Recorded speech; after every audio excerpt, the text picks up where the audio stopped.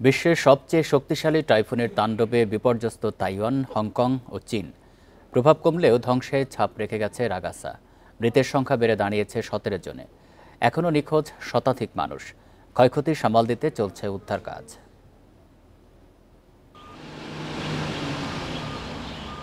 10 দিন পর কিছুটা দমেছে সুপার টাইফুন রাগাসা, তবে রেখে গেছে চালানো তাণ্ডব চিত্র, অনিশ্চয়তা, বন্যা এবং সুনামির শঙ্কা। প্রথমে ফিলিপিন্স, পরে চীনের দক্ষিণাঞ্চলে ভয়াবহ আঘাত হানে এটি। হংকংয়ে এর প্রভাব এখনও চলমান।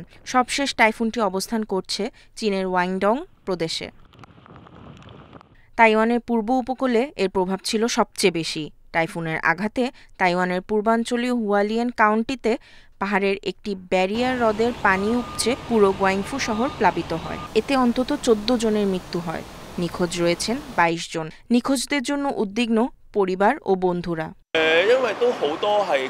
আমার বড় বোন নিচতলায় ছিল। যখন পানি বাড়তে থাকে তখন পুলিশ ডাকলেও তা কাজে আসেনি। শেষ পর্যন্ত আমার বোন পানিতে ডুবে মারা যায়। ভেঙে পড়েছে গুয়াংফু শহরের একটি গুরুত্বপূর্ণ সেতুও। প্রবল কাদা এখন পুরো শহর ঢেকে রেখেছে।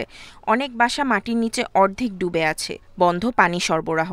স্থানীয়রা সরকারের সাহায্যের অপেক্ষায় আছে। আমার দোতলার বাড়ির একতলায় দোকান পুরোটা এখন মাটির নিচে। নিজে দোতলায় উঠে কোনোভাবে প্রাণে বেঁচে আছি। সকালে উঠে দেখি আমার চারপাশে কাদা, ফার্নিচার সব উল্টে আছে। উদ্ধারকারীরা ধ্বংসস্তূপ ও কাদা ঘেঁটে জীবিতদের খোঁজে কাজ চালিয়ে যাচ্ছেন। সেতু ভেঙে যাওয়ায় এবং রাস্তা ধসে পড়ায় অনেক জায়গায় পৌঁছানো কঠিন হয়ে পড়েছে। হেলিকপ্টারে করে সেনাবাহিনী ও উদ্ধারকর্মীরা নদী পার হয়ে দুর্গত এলাকায় পৌঁছানোরও চেষ্টা করছে। এছাড়া শহরের রাস্তাগুলিও পরিষ্কার করছে সেনাবাহিনী। হংকংয়েও চলছে উদ্ধার কাজ।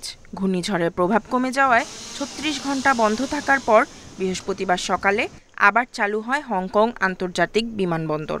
সাথে খুলে দেওয়া হয়েছে স্কুল ও দোকানপাটও। বিশ্বের সবচেয়ে শক্তিশালী ঘূর্ণিঝড় হিসাবে আখ্যা দেওয়া হয়েছে রাগাসাকে। 17 সেপ্টেম্বর উৎপত্তির পর 21 সেপ্টেম্বর প্রথম আঘাত হানে এটি। নিশাত সুলতানা মিম, ইন্ডিপেন্ডেন্ট নিউজ।